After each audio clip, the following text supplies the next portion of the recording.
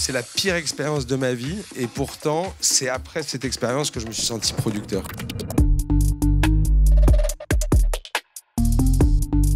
Nous avons la chance d'accueillir le producteur Hugo Sélignac dans un campus d'exception en plein cœur du 5e arrondissement. Hugo Sélignac, il a produit des films qu'on connaît tous, Bac Nord, Novembre, Yannick, Deuxième Acte ou encore L'amour ouf. Top 3, non, c'est interdit.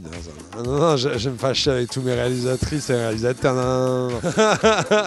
Nos étudiants de l'EFA vont avoir la possibilité de lui poser des questions, d'échanger avec lui et de comprendre tous les secrets pour devenir un grand producteur. Moi, plus tard, je voudrais être directrice de production. Ma boîte de prod de mes rêves, c'est Shifumi, donc j'étais hyper ravie d'être là. C'est ça qui est génial quand même dans notre métier et bientôt dans le vôtre, c'est tu sais jamais comment ça va se passer. T'as beau tout anticiper, un moment en fait en prépa, tu vois bien que le réal ou la réal, elle a pas toutes les réponses, tu sais bien qu'il y a des choses qui vont changer, mais il faut y aller. J'ai adoré cet échange avec les étudiants. Ce qui va m'intéresser maintenant, c'est de savoir si ça leur a plu à eux. C'était vraiment une masterclass super parce que c'est quelqu'un de très accessible, de très sympathique, avec un bon esprit et des super conseils.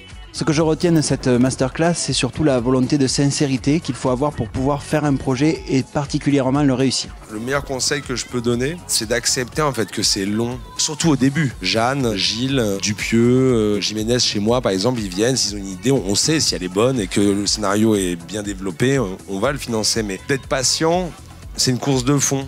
Alors c'est pas la première fois qu'à l'EFAP on est un invité aussi impressionnant qu'Hugo Sélignac. J'avais vu la liste des intervenants de l'année dernière, je me suis dit c'était du lourd, j'étais content déjà qu'il y ait du monde. On a souvent des gens de la télévision, du cinéma, des médias et ça nous permet vraiment d'avoir une connexion avec le monde du travail. Tu sais jamais en fait à quel point ça va être un succès, à quel point le public en fait va s'accaparer ton film. Je pense qu'il n'y a pas de recette, t'as beau tout faire, quand le public veut pas, il veut pas et parfois en fait t'as le sentiment que ça va pas prendre et finalement ça prend, c'est la magie du cinéma.